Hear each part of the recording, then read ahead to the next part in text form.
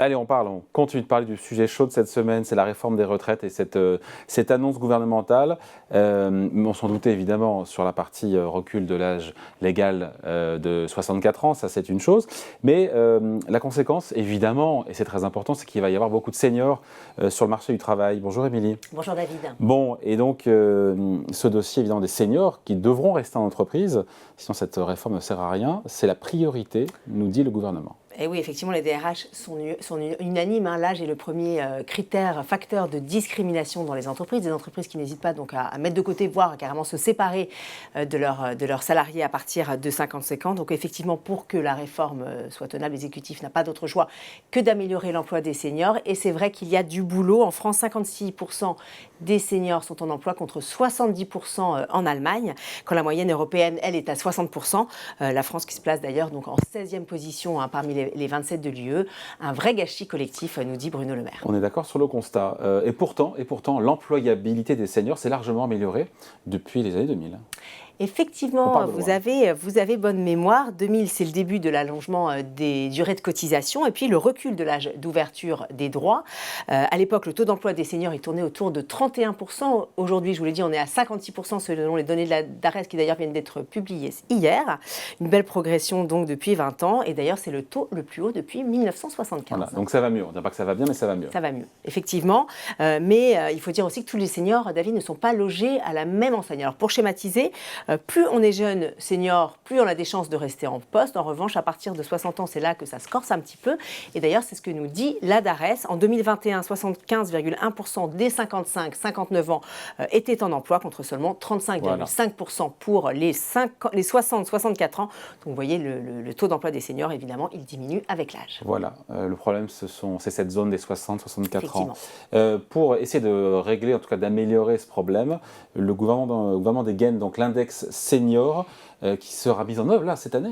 Alors cet index, il s'inspire directement de l'index homme-femme, égalité homme-femme, vous savez, qui a été mis en place dans les entreprises en 2019. Alors pour rappel, les entreprises doivent publier chaque année les écarts de rémunération des salariés des deux sexes. Évidemment, c'est une obligation de transparence qui les pousse à s'améliorer, en tout cas si elles veulent conserver leur réputation. Alors pour l'index senior, il s'agirait, selon le gouvernement, je le cite, de valoriser les bonnes pratiques et de dénoncer les mauvaises, qui, je vous l'accorde, est quand même assez flou. Alors, selon Olivier Dussopt, les indicateurs de cet index seront définis à l'issue d'une concertation professionnelle, mais dans les faits, il devrait s'agir d'une sorte de relevé en fait, des seniors qui restent en poste et puis de ceux qui, par exemple, sont licenciés. Il ne fait pas l'unanimité. Cet index senior. Effectivement. Alors, contrairement à l'indice homme-femme, il braque aussi bien les syndicats que le patronat. Alors, je vous cite Philippe Martinez de la CGT. Ce n'est pas un index qui va faire peur au patronat qui, tous les ans, licencie des milliers de salariés qui ont plus de 57 ans. Côté MEDEF, Geoffroy Roux de Bézieux juge l'outil inadapté. Et puis, François Omril de la CFE-CGC le trouve, lui, carrément bidon.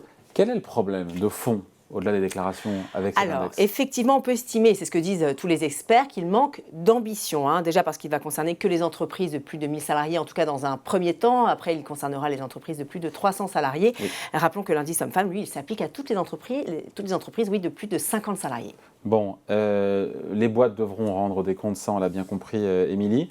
Il y aura ou il n'y aura pas des sanctions? Ça a été un peu flou là-dessus. Alors effectivement, c'est sur ce point que l'index est le plus critiqué. Aucune sanction n'est prévue, clairement. Pour recadrer les mauvais élèves, le gouvernement a simplement prévu une obligation renforcée de négociation d'un accord salarial, alors qu'effectivement l'index homme-femme, lui, il est beaucoup plus coercitif. Une entreprise qui publierait des résultats jugés insatisfaisants s'exposerait à une sanction financière lourde qui peut aller jusqu'à 1% de la masse salariale. D'ailleurs, depuis 2019, une trentaine d'entreprises se sont déjà fait taper sur les doigts, dont notamment le club du Paris Saint-Germain. Bon, donc pas de sanction en cas de mauvais comportement, juste ce qu'on appelle une mauvaise presse. Maintenant, y a-t-il un risque pour les entreprises qui, elles, ne publieraient pas cet index senior? Alors, c'est tout nouveau, on l'a appris hier en fin de journée, en début de soirée. Ce sont les Échos en fait, qui ont pu avoir accès au projet de loi de financement de la sécurité sociale. Il y aurait dans ce cas une grosse sanction financière, une contribution qui pourrait aller là aussi jusqu'à 1% de la masse salariale. Cette contribution, en fait, elle serait fixée par l'autorité administrative en fonction, là je cite encore le projet de loi, en fonction des efforts constatés en matière d'emploi des seniors ainsi que des motifs de sa défaillance. Mais évidemment, tout ça peut être rabattu pendant les discussions à l'Assemblée qui, vous le savez, on le sait tous, s'annoncent mouvementées. Et houleuses. Merci beaucoup, Émilie. Merci David, bon week-end.